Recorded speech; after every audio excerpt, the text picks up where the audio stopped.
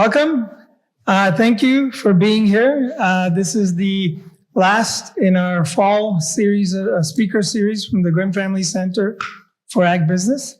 My name is Aaron Hegde. I'm a professor of economics here and the executive director of the Grimm Family Center for Ag Business. In a little bit, I will introduce our panel. But before we do, I just want to thank some people without whom this event wouldn't be possible. So, of course, the Grimm family, they, to date, still the largest donors to the university. They give $5 million to establish the Grimm Family Center for Ag Business, to be a conduit between the university and ag, and specifically ag education. So that's one of the things that we do here, among a lot of other things. Then I want to thank some individuals. So in the back, when you walk in, you'll see Tricia Harmon. She's the support for the Grimm Family Center for Ag Business, and she's the one that puts everything together. Yes, please. And we have a couple of our interns here. They're in the back over there also, Bella and Crystal. Crystal will be the one holding the mic later, and Bella is taking pictures. So they're back there. And then I want to thank the library for allowing us to have this event in such a beautiful space, and for always being gracious hosts, and also for the tech support they provide. You'll see in the back there, it's Bree who will be filming this. And then at some point, we'll put it on our YouTube channel and on our website. And then here in the alcove, doing the IT, the mic and all this stuff is Mario. So thank you both for being. And then thank you to all the guests, our students, administrators, and colleagues who are here. Rather than identifying each one of you, we'll move on. Otherwise, we'll be here all the time. But thank you all for being here. When we first thought about the topic for this particular panel, it was during, obviously, when the government was shut down. And there was obviously a lot of concern about programs and their availability.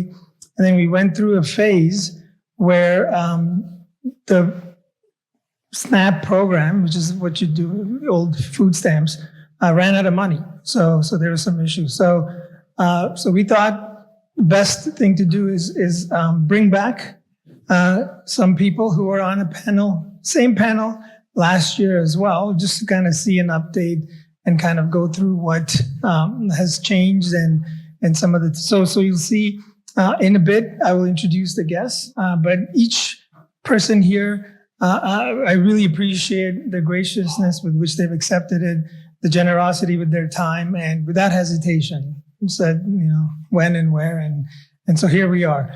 So hopefully in this next hour, you'll get to understand how important some of these programs are, what are the resources we have here at CUCB and in the larger community, as well as the importance of it, the psychology of it, what it means, and to not have food. That's basically what food insecurity is not having access to food. Not because you forgot to bring lunch or anything else, but because you don't have the money and you've had to make the choice. Back in 2013, we did a survey of our campus of faculty, staff, and students, and at the time found 40% were food insecure, which is they didn't have access to it at least once in the past 6 months. Since then, there's been an update, and then a system-wide, they did a similar survey, and they found similar results.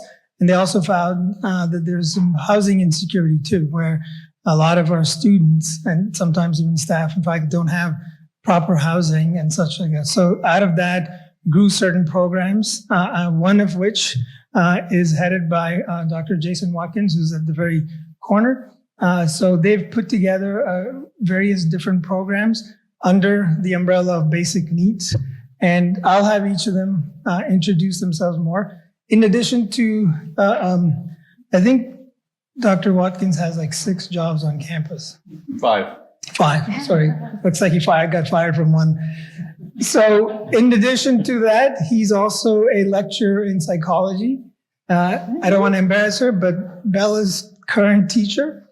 So she just turned around. So I hear stuff about him through her. Not always good, Jason. No, Likewise. And then next to Jason is Ms. Susanna Magana. She's from GFCAB, which is one of the agencies that looks after these things. And same thing, she's held many positions at GFCAB, including being instrumental in bringing a lot of money, most recently $10 million, to be able to support a lot of the programs. One of the programs that you may have heard is the food bank. Also, GFCAB every month, if you've ever had the chance to take advantage of it, the monthly food drive. It comes with our collaboration with GFCAB. So there's a lot of collaboration there. So thank you for being here too. And then last but not least, Dr. Erica Harper. She's also in psychology. In addition to teaching in psychology, she's the director of the MS counseling program.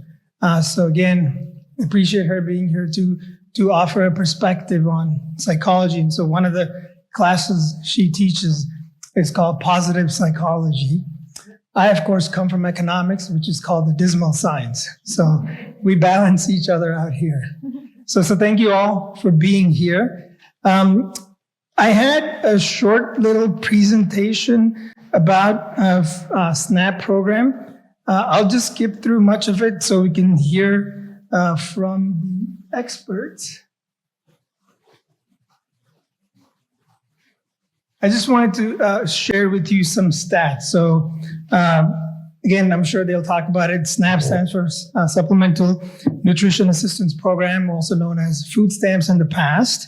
It comes out of the budget from the U.S. Department of Agriculture. In fiscal year 2024, it was $100 billion nationwide. And there's about close to 42 million individuals that get that assistance.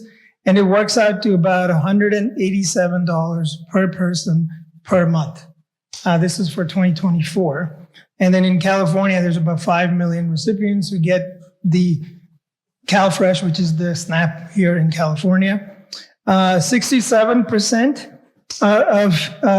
so most people who participate in SNAP are children, elderly adults, or people with a disability. And you can see some of the stats over there. So it's what you would say probably the most vulnerable of our population.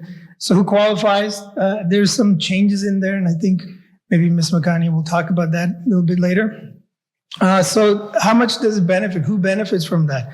Sorry, the slides are a little small, but basically the average household, which is in the lowest end of the distribution, benefits by an increase in their economic power of 31%. So you can see here the average household income is about $1,000. So this is the lower end of the poverty distribution of the poverty threshold. And they get support, which is about $333 a month. So that's where you see the impact. And then, of course, when you're talking about a household with a child, the impact is even bigger. So does this work, right? And so you can see that 5 to 10% decrease in hunger.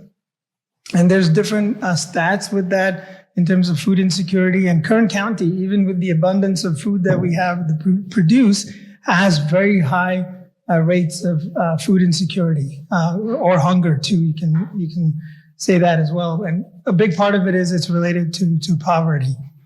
So 5 to 10% decrease in hunger.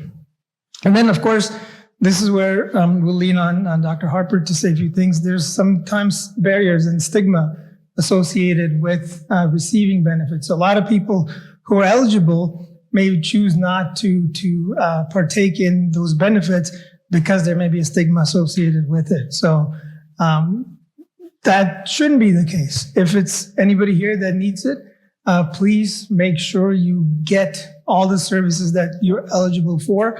And that's where the folks at the basic needs will help you out. So again, in our community, I kind of mentioned that. I'll keep moving. So how do you get help? You can reach out to the basic needs folks. And as long as you're a student, you have ID, then you qualify for a lot of things that they will say, what is it that you qualify for? And there's no shame in asking because it's a resource for everyone. So going forward, we know that lack of food or food insecurity affects learning, health, and community, which is one of the reasons why the university has invested in a center to be able to provide all these services, because if you're hungry, it's hard for you to pay attention in class and such. So the idea is, hopefully, with knowledge, we can reduce the stigma, share the resources, and make sure everybody that needs the resources can get them here at the university or even outside in the community. So with that, I will turn it over to, did you want to start first, Dr. Harper? So to Dr. Harper. So she'll introduce herself and then say a few things, and then we'll go down the panelists, and then we'll have questions. So we'll take some questions from the audience. In case you all are shy, I have some questions here, some of which I've shared. But before I actually do that, I just saw Mr. Niemeyer, and so I have to tell you this, otherwise he's going to be angry. So in the back, you'll see this little card. So the university, every 5 years or so, we go through the called strategic plan, which is we think about what it is that we want the university to do, what is where we want to see ourselves in the next 5 years or so. And it's all our university. So the folks who are putting together the strategic plan need your input. So there's cards in the back, scan the QR code, and there's a survey. You can share your experiences, stories. Anything else I missed? Perfect, Dr. Dede. Thank you. Thank you. So, and they're looking for a few more. Do you get a Starbucks card if you fill out the survey? From the Smith family? No, that's a no. So just do it for your fees. And of course, if you haven't done so yet, please get pizza and cheese bread and stuff. So, okay, with that, sorry, Dr. Harper. Thank you, Dr. Hegde, and thank everyone for being here. We are all really grateful for just this opportunity once again to share and raise awareness about a really important issue that we all face. And so my role, in addition to, so I'm a lecturer here at CSUB, and in addition to positive psychology, I also teach health psychology. And I'm really happy to see quite a few of my students out here and, being here and learning about food insecurity and just kind of raising that awareness. And so, as I just mentioned, I teach positive and health psychology, and I just came across a quote yesterday that I happened to share with my students from Debbie Hampton. Take care of your mind and your body will thank you. Take care of your body and your mind will thank you. And so health psychology, and really what hopefully we can all discuss tonight, is that our mental health and our physical health are so intimately connected and really inseparable. And so when we are not getting the necessary nutrients that our body needs, our mental health takes a hit as well.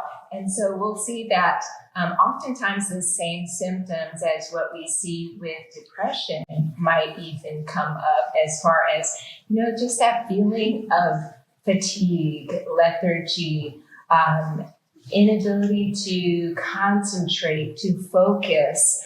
Oftentimes we see heightened stress levels also. And these are all things that kind of may create sort of this vicious cycle. And so if we I want, to just bring that up, to really bring awareness to that close relationship between our physical health, our mental health. Many of you might be familiar with Maslow's hierarchy of needs.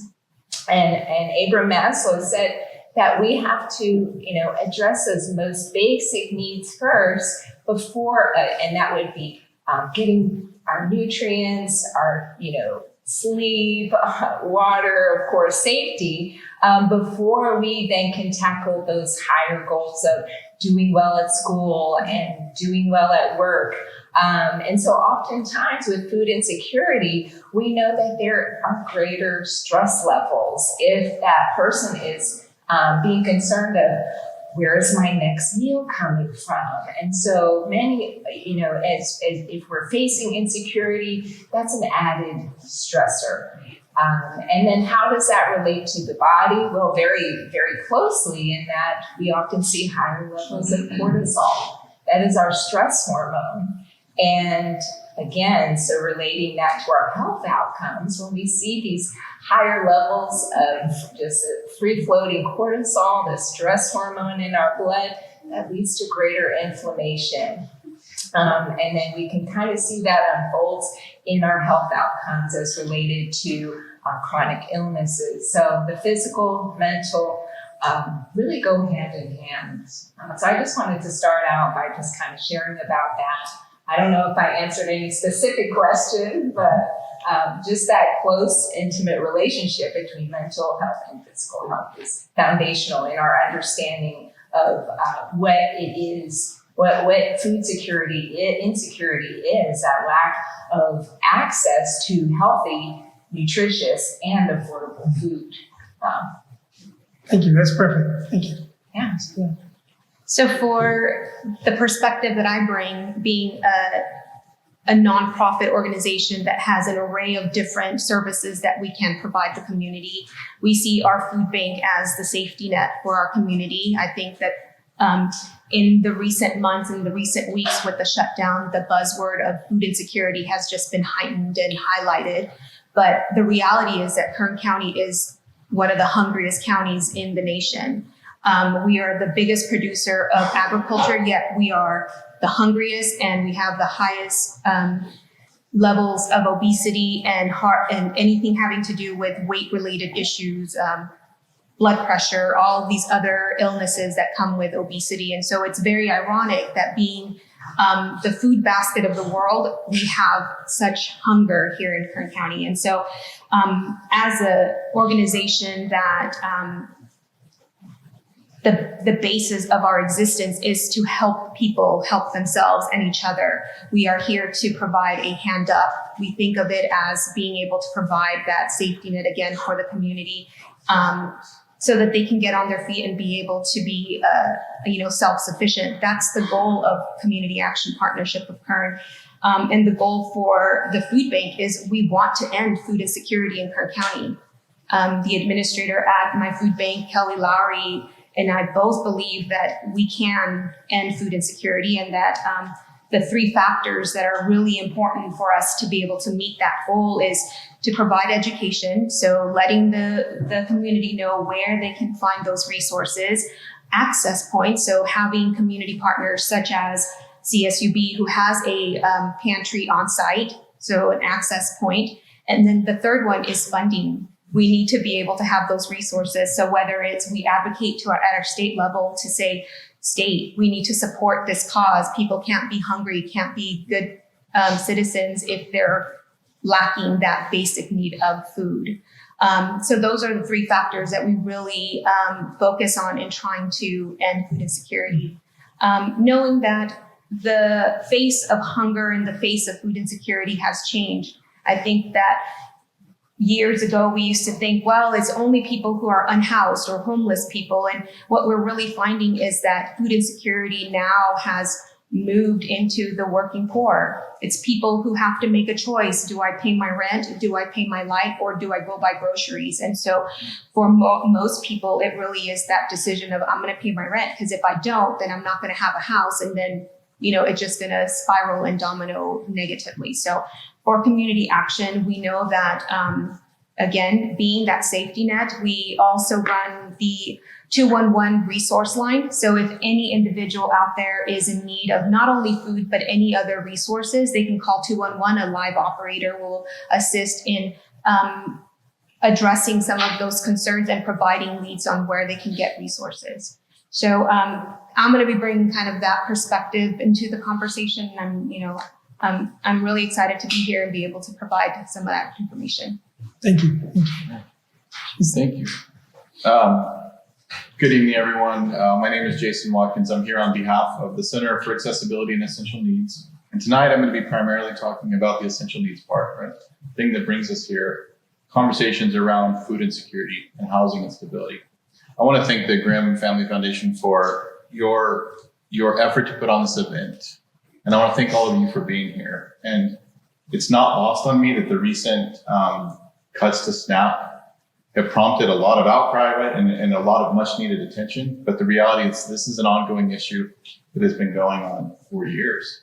As Susanna mentioned, the face of food insecurity has changed. And I think oftentimes in that, college students have not been included in that discussion, right? And so we have this very narrow, or historically, we've had this very narrow view of what struggling with food access means. And again, I think to another point, we live in a region that is the breadbasket of the world, yet we've got food deserts and lack of food in our entire community. And so my role tonight and what I'll be talking about is the various programs and services we have to help you meet some of those nutritional needs, to help address issues with housing instability, and in general, college affordability, which don't give me too much on my soapbox. But as Dr. Harper mentioned, when students and when individuals don't have access to food or reliable housing, it's much harder to focus as a student.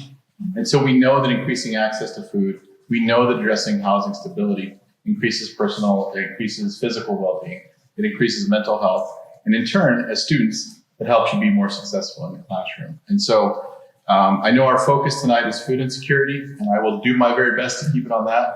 But I would be remiss if I didn't acknowledge the housing stability piece as well, and the overlap that plays within our ecosystem. I also want to, just before we move on to other questions, I want to give a huge shout out to Hoel Kirksey, who is somewhere in the back, over there somewhere, and our team outside. We, thanks to funding, we were able to do a pop-up food pantry and farm stand tonight. So if we can give a little round of applause to that team out there. He's over there somewhere. And I'll talk more about our food pantry. I've also got some exciting news to share with you, but thank you for your financial support to help make this possible. Sure. Thank you for being here. And again, after the talk, you're welcome to go outside, and they'll be there even after we finish, and help yourself to fresh fruits, vegetables, and other pantry and non-perishables. So please, it's for you all.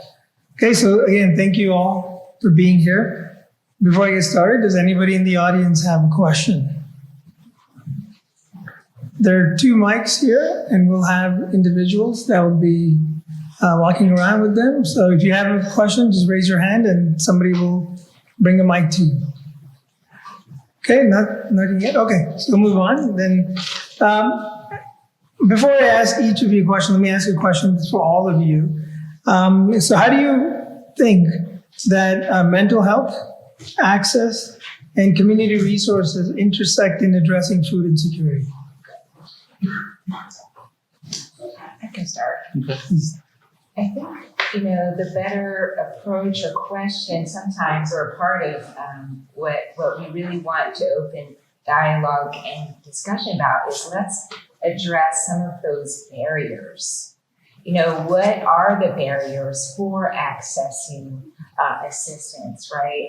And because there are many, in my health psychology class, we discuss a lot about the disparities in our health outcomes that are largely influenced by differences in access, in affordability, and just simply vary by region. And so we can see these differences in health outcomes based on that.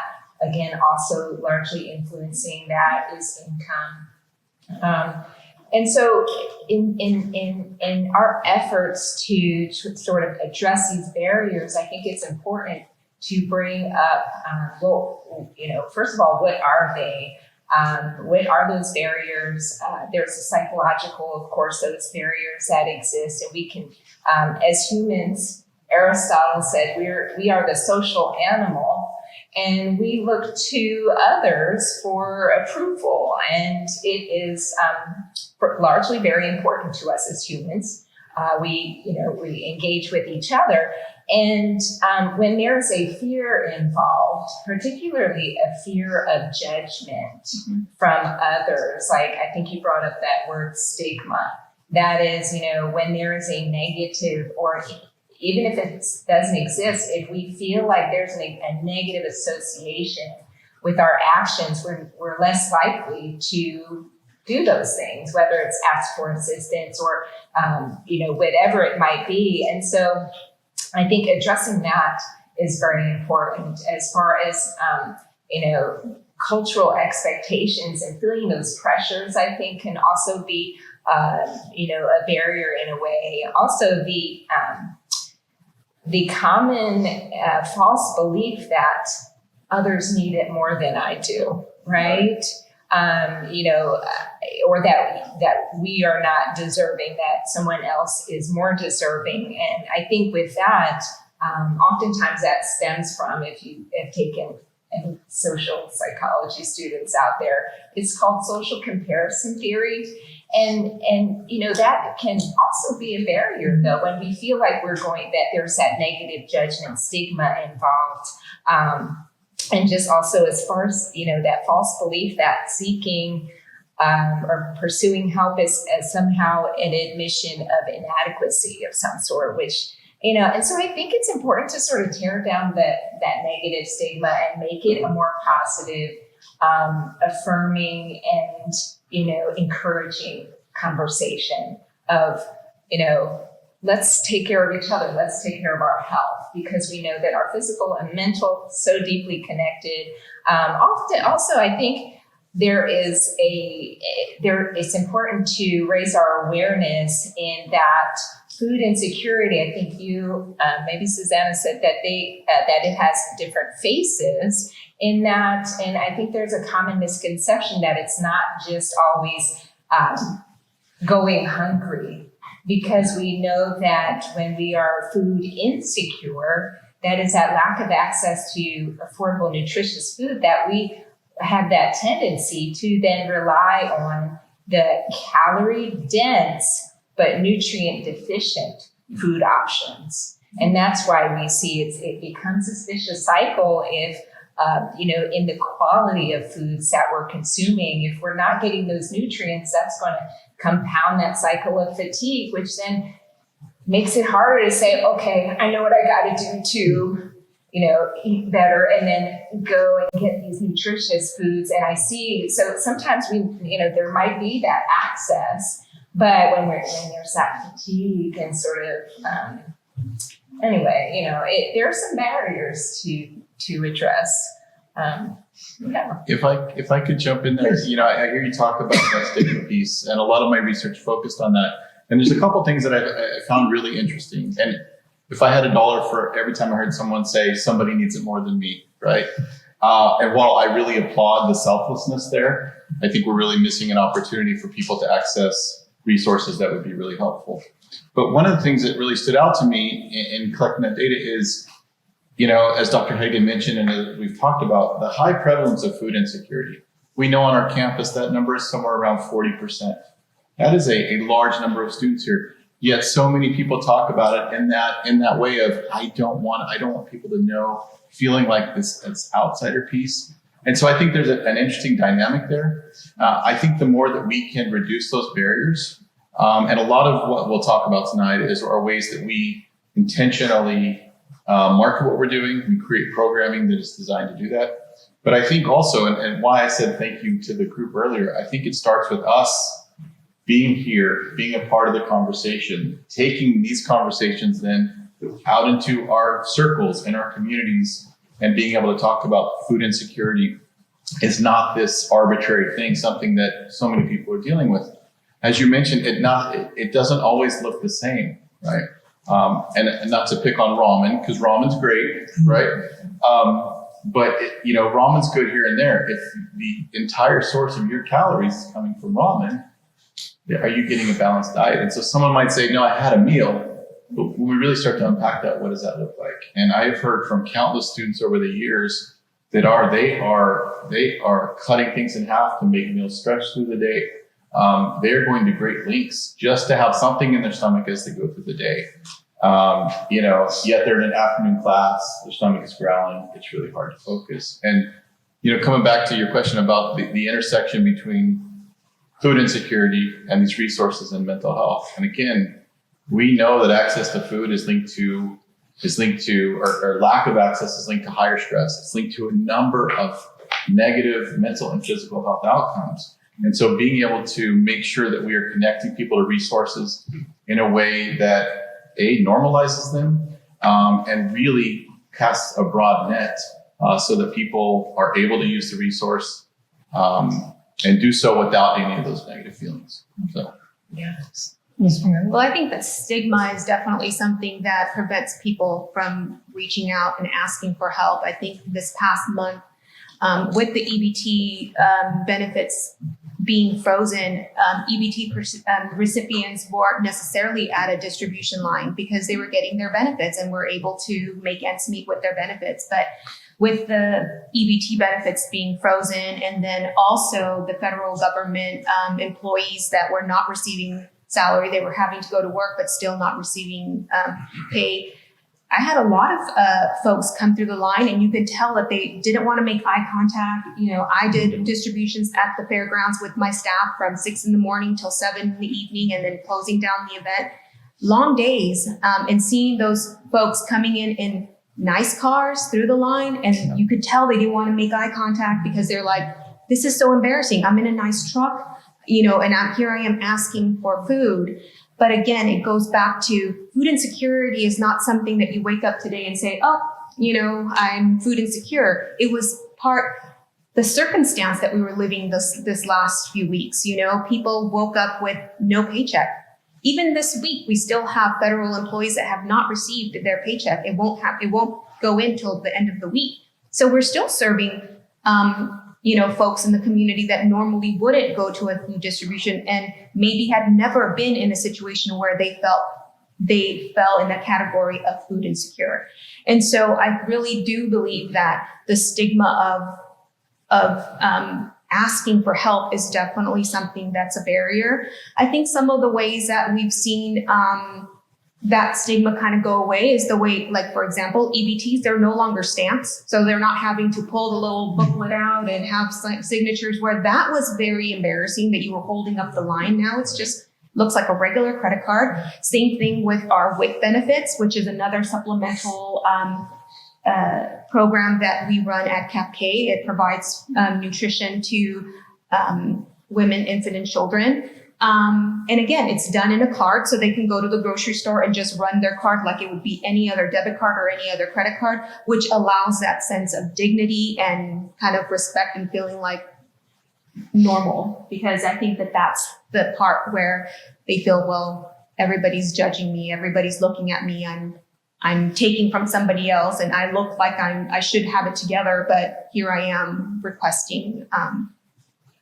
food access. So, definitely that connection to how people feel depression, feeling unworthy of receiving the benefit. Thank you. Any questions? Yes. Marcos. 1 second. Sometimes it's hard to put a recording.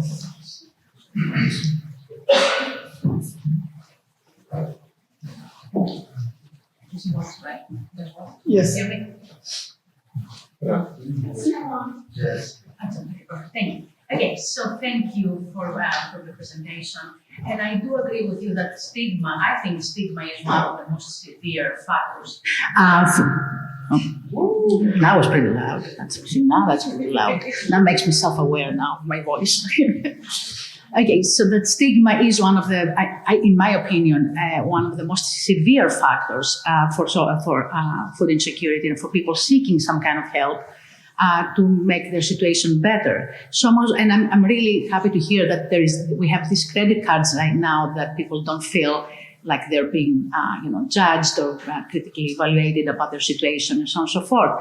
I'm wondering what it is that we do on campus to actually protect people's identity and I guess make them feel much more secure and safe about what it is that they experience.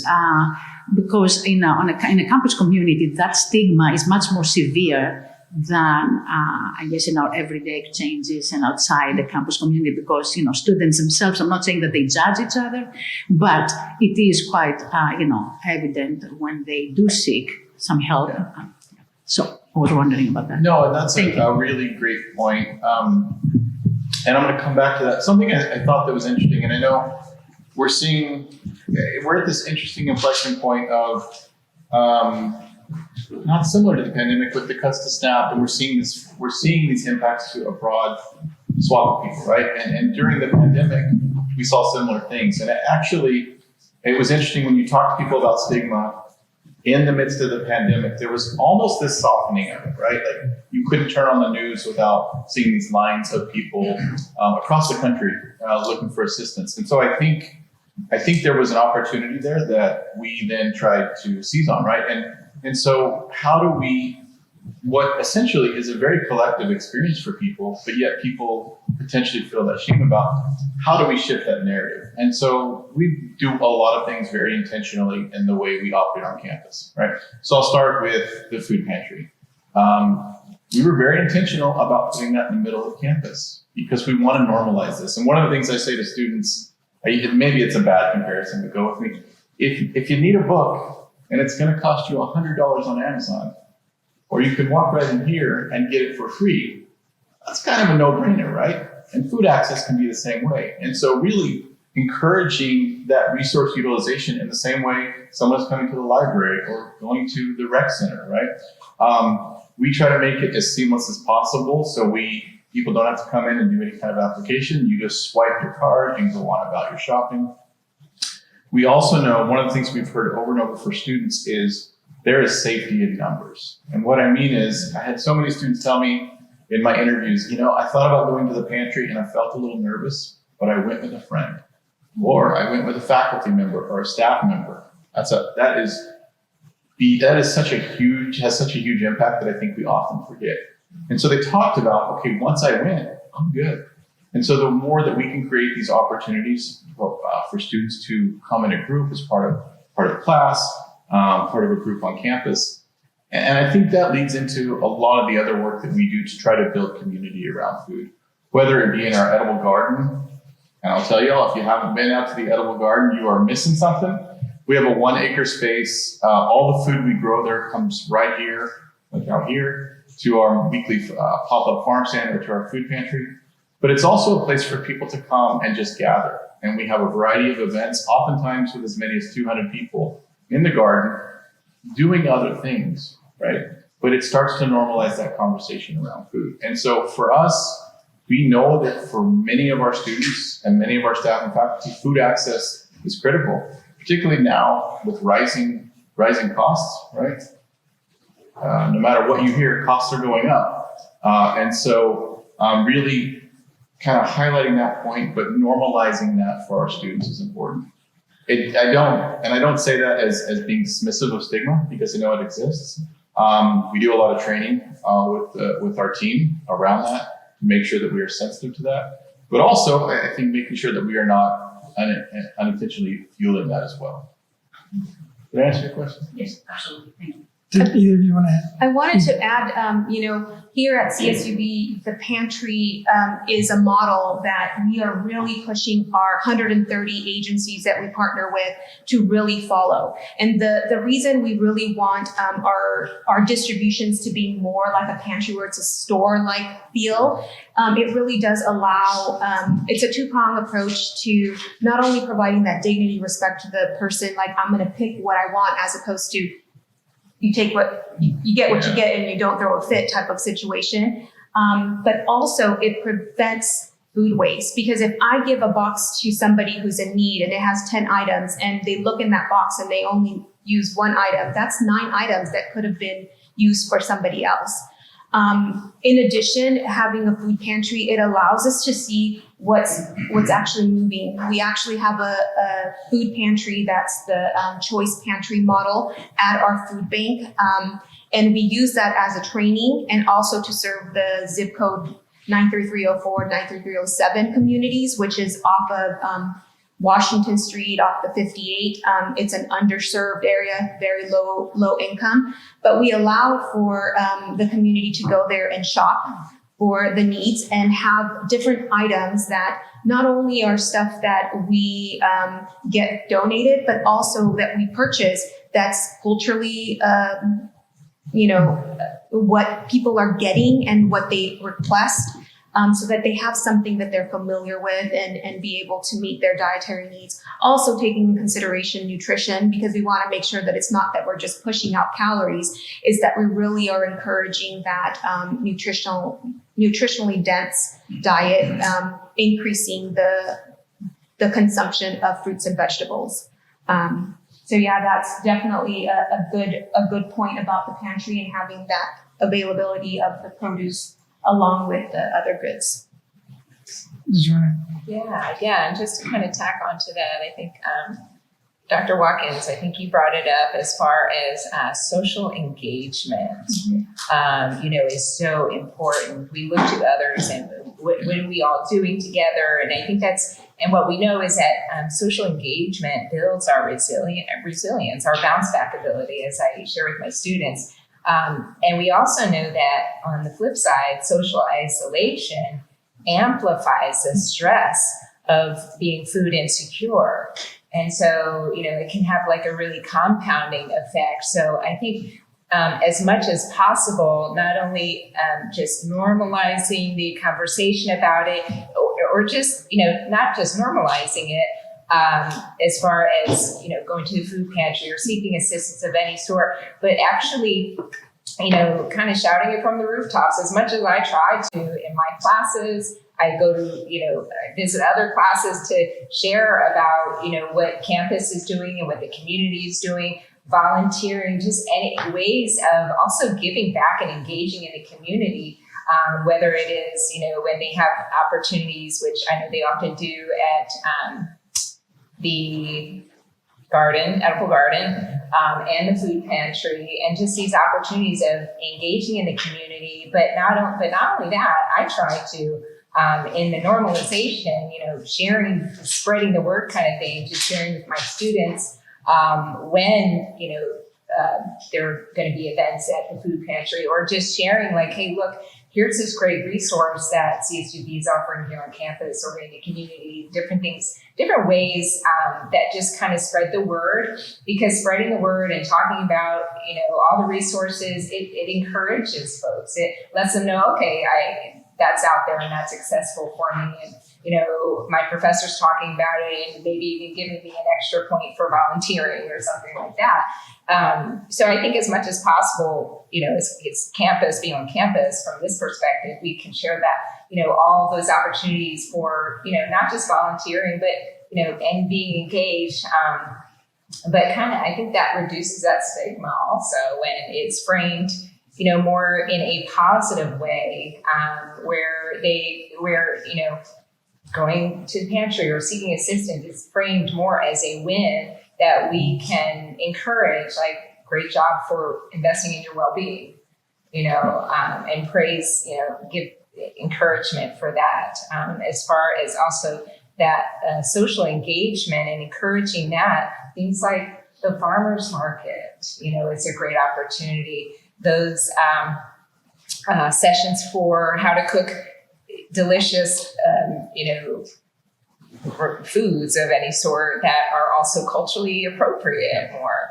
And so cooking education also folded in.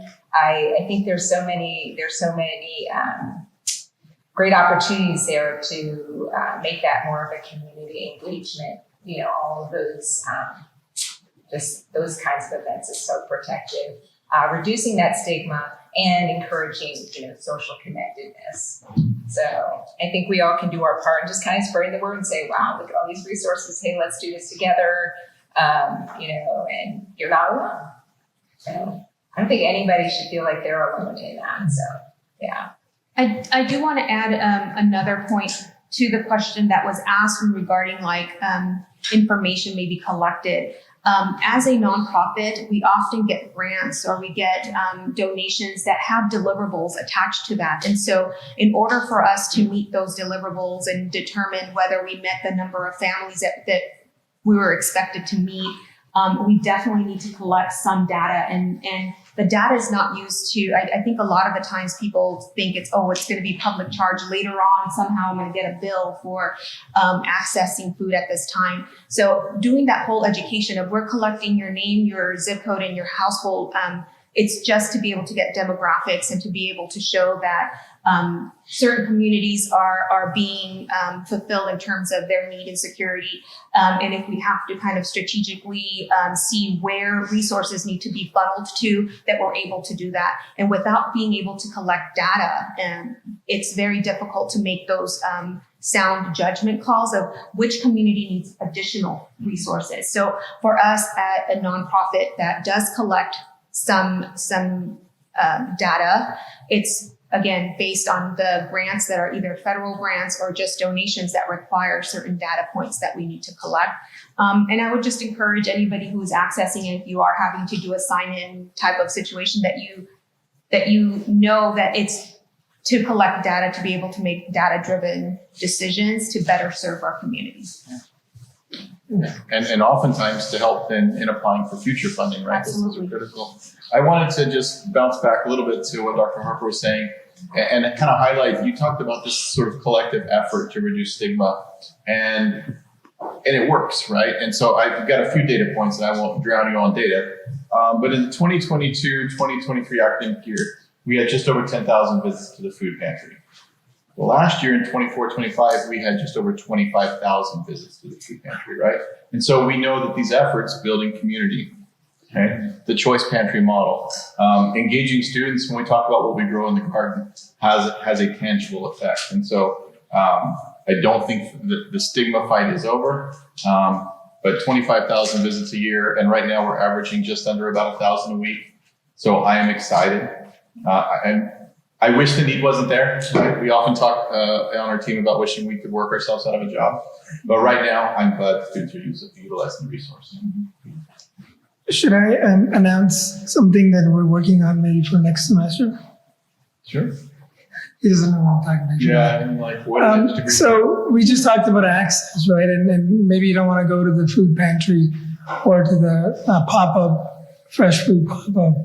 So through the Grimm Center, once a month, we'll get in our golf cart, which if you haven't seen is right outside. It's got a nice basket in the back, and we'll deliver the fruits and vegetables to different points on campus. So we'll have to think about the logistics, but maybe you'll have a website you can sign up, and so the food will come to you instead of you having to go to the food.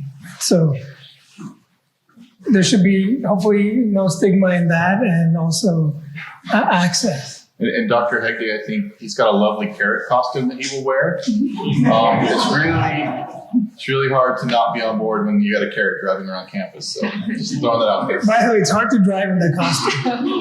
We'll work on that. Okay, so any other questions from the audience? Don't be shy. Yes. I got to open the mic. How dangerous is food insecurity, like in your opinion? Like, have you seen it with college students, like with the raise in anxiety, suicidal thoughts, depression? Like firsthand, have you guys experienced that? I can start. Please. Thank you for asking that question, because we're all here too. We want to raise that awareness. And yeah, so we see that a lot of, when we are nutrient deprived, and that doesn't mean whether our bellies are full or not, because oftentimes, as I mentioned, we tend to rely on that calorie dense, but not necessarily nutrient dense, the cheaper options of food. I love ramen too, but as far as that goes, it's really important to know that we're not getting our energy storages filled up that way. And so we're left feeling fatigued, we lack concentration. Also, when we just are nutrient depleted, so it really does, being food insecure and not getting those nutrients, it depletes us from those, being able to have that energy to focus. So we'll see, the concentration won't be right there as it could be. Our focus, we may be, just as fatigue would kind of wear on us, maybe a little short tempered, but yeah, we see that, you might miss classes if they're very fatigued. They're not going to perform at their best. If they're kind of depleted in those ways. So absolutely, we see some of those very same symptoms, that we see with depression. So absolutely, yes. If I can jump in there, to your question, right? Specific cases, and the data is clear.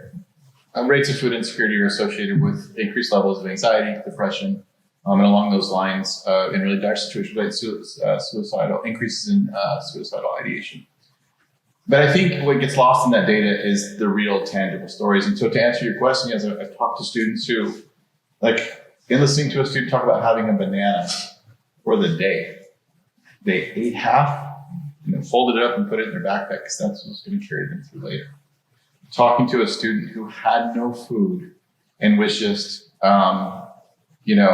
in addition to all the societal parts of it, but just feeling depleted and were emotional and crying. And so you see the real implication when you're talking to people, right? And these are a couple of examples, but that story is, in my opinion, far too common. And I think the other thing is we tend to, I don't know if we tend to, I don't want us to talk about food insecurity in a vacuum. Because although it is very real, and I know that's the focus of what we're doing tonight, economic hardship, rising costs, stagnant wages, these things all impact the holistic sort of financial outlook for someone. And so even if, maybe they've got some access to food, what then are they potentially sacrificing? In some cases, it's access to safe and stable housing. I met with a student one time who was living in their car, and the conversation within the friend group was, buy the better car because one day you'll be living in it. And that was a normalized sort of approach to being successful in college really stood out to me. And so, again, I think the food piece is big, but I think the overlap, we just can't sleep on that. GFCAB has Head Start centers, and so I don't have college student type related to add to that, but I do have it based on the children that we see at our Head Start Center. I also oversee our central kitchen that provides 3,000 meals to our Head Start centers. And sometimes that's the only meal that those children get. We've had situations where we do case management with parents and they say, well, my baby's not, is so fussy. After I pick them up from the center, they cry and cry and cry and cry and cry. And we look at how the baby is during the day when they're at the center, and we're like, well, this baby, yeah, they're a baby, they're going to cry, but it's not a constant crying. And as we start doing a little bit more digging, it's like, well, how many times are you feeding the baby? Well, I don't have enough formula, so it's only, every whenever.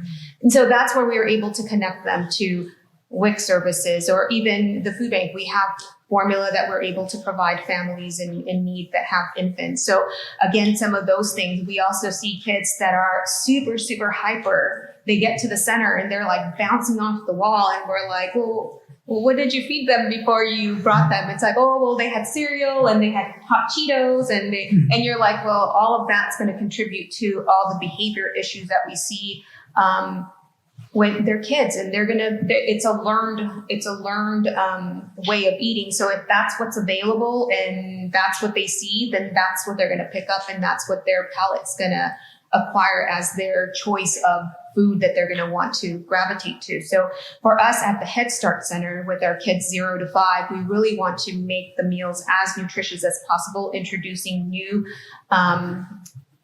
vegetables. We have vegetable of the month type of situation. So we teach them and get that access to newer things and have that palate start developing to acquire more of the healthy stuff as opposed to the sugary and not so healthy stuff.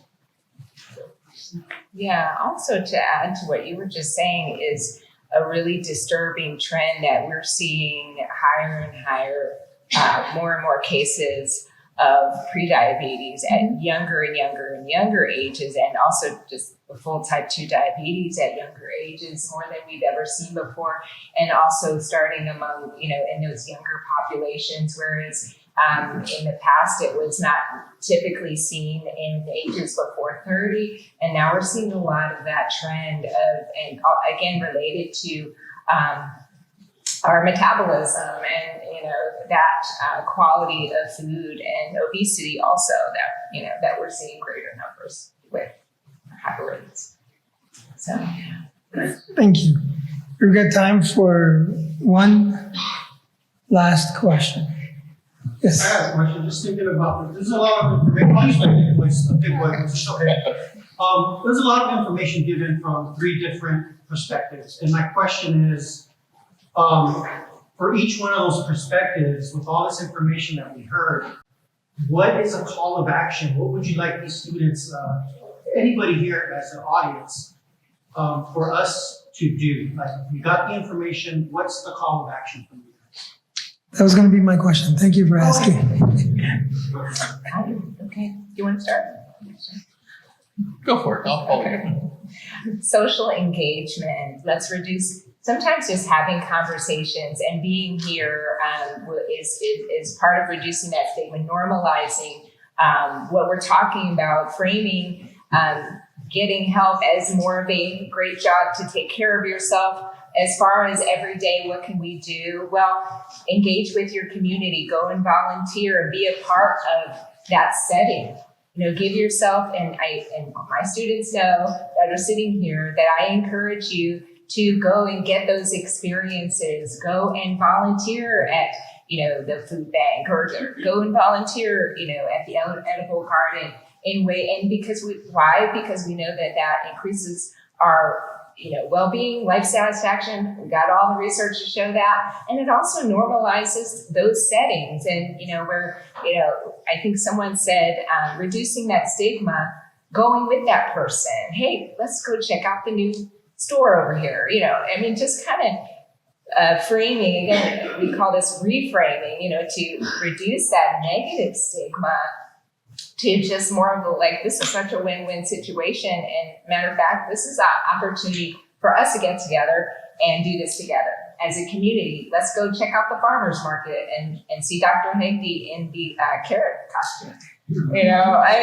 Just making it reframing, taking it away from this, feelings of or centered around inadequacy. But hey, how can we all be a community and engage in doing this together? So nice. I think I love your question, right? What's the call to action? And I think for our students, and Dr. Harper, I love it, get involved, right? That engagement piece.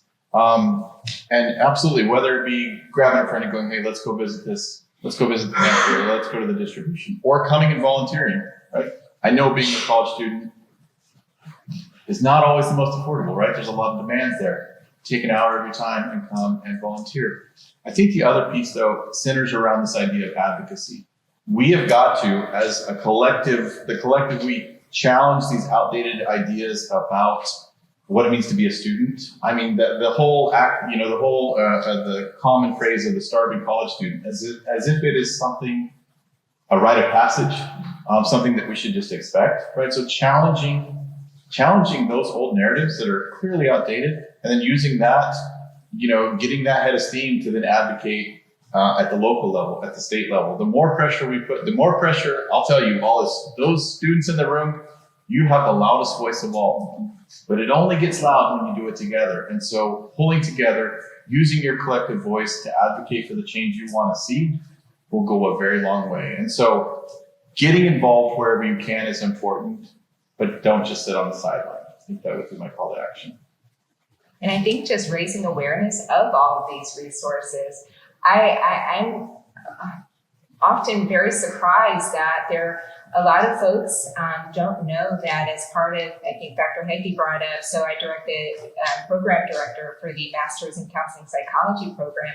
And as part of the program, we actually offer nearly free, and we don't turn anyone away, psychotherapy services to anyone in the community. And so as students, of course, you have access to the counseling center. But if you know friends or family, I think it's so important to just share the information about these resources, addressing our mental health needs also. They go hand in hand with physical and the mental. But I think just talking about it and saying and raising awareness of the resources around us, like the University Counselor Training Clinic, that psychotherapy sessions they can go up to like $140 per session for a typical psychotherapy session. Again, we don't turn folks away for non-payment. So even if it's a small donation, hey, that's fine. And so there's that resource, because really we want to address the mental, as well as, yes, there are just awareness of all the resources that we have. So that's important too.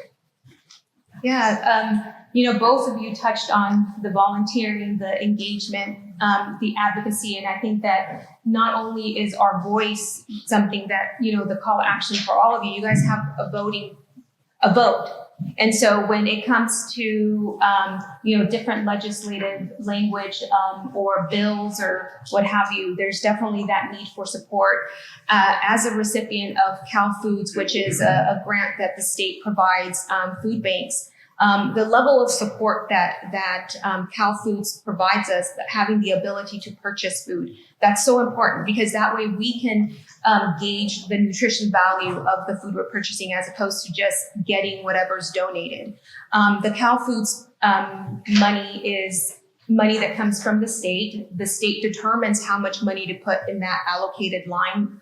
And I want to just paint a picture, because Kern County is as big as New Jersey. Okay, Kern County has 1 food bank. New Jersey has 6. New Jersey allocates $10 million a year, and it's divided among those 6 food banks. The state of California determines that $8 million should be enough for all 54 food banks that serve from the Mexico border all the way to Oregon. There's 54 of us, and they feel that $8 million should be enough. The allocation that we get here at Kern County is right around $200,000. So what does that mean? You think $200,000, that's a lot of money. 1 truckload of peanut butter is $97,000. 1 truckload of chicken is $350,000 to $400,000. And those are cheap proteins that we're talking about. So again, Cal Foods is something right now that we're at a level, because coming out of COVID, there was extra money and we got one-time funding. We're currently this year, we had $60 million that was divided among the 54 food banks, but that level is going to go back to the baseline, which is 8. And that's going to happen this upcoming year. So I really urge all of you to call your representatives to make sure that you advocate that $8 million is not enough to meet the needs of California, and that we need that support from the state to really support that basic need of food. And so just note that as we start advocating for letters of support and calls that we need to make to different, this is a nonpartisan issue. Hunger is not something that it's whether you're on the left or the right. It's hungry people need to be fed. And so has nothing to do with what your political affiliation is. It's really about supporting that need to fund the safety net of our communities, which are these food banks that provide food and access. So that would be the call to action. Great note, and thank you so much. Can we thank our panelists? Before we end, we've got, as always, giveaways. And those of you in my class, after this, we'll meet downstairs. Giveaways. You want to? Let me get on the side. So we've got 3 things we're giving away. This lovely bag, and you can fill it with the food outside. We have a journal where you can write down thoughts after today's presentation. And the champion of this fellow is named Bart. You can only get Bart by winning Bart. And this can be your emotional support animal that you can take around anywhere.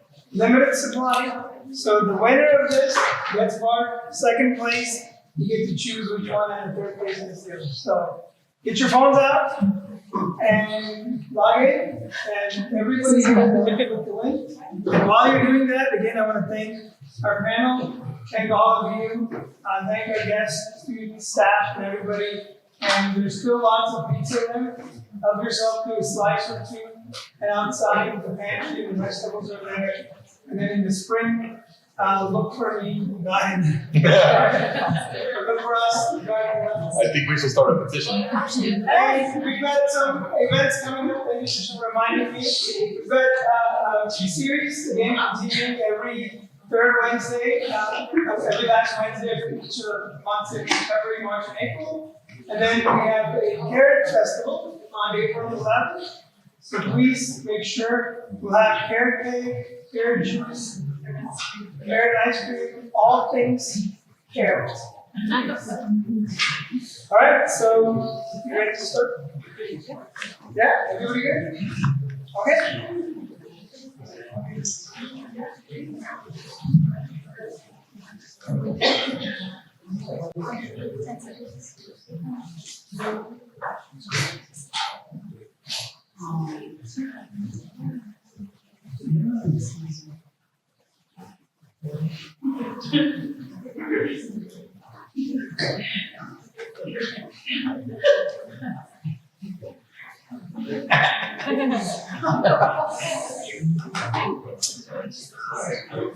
Today's accuracy and speed too.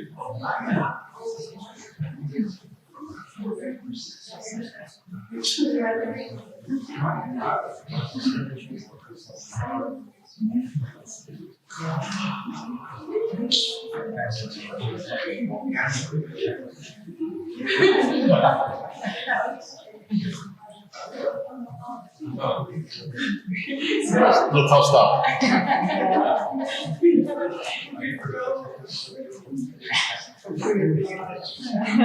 So what was it?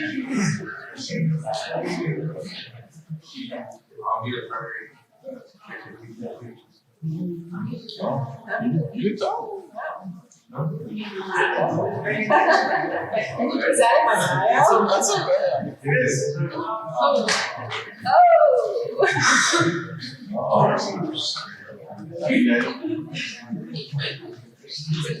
Oh. Who said it?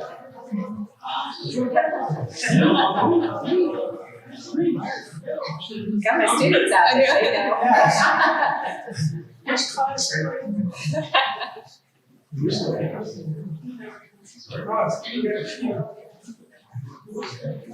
you John Taylor, you're on there. I mean, a lot Where's of John? Where's Sally? How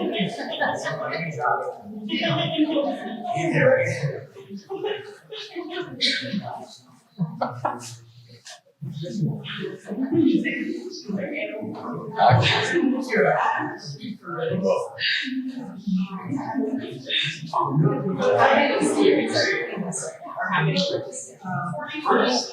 Okay. I was in grade school. That's good. When did you start grade school? Last one?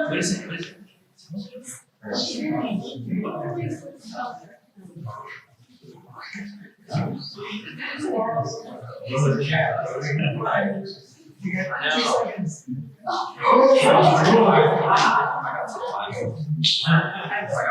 was all over the long road. Number 3. Daniel. Winner. Yeah.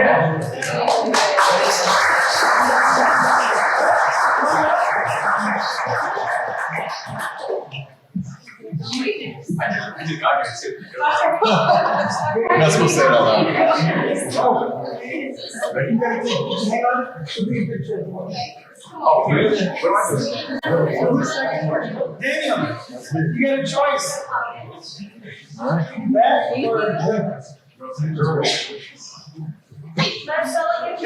it in Thank you. I'll look up. and breathe. Yeah.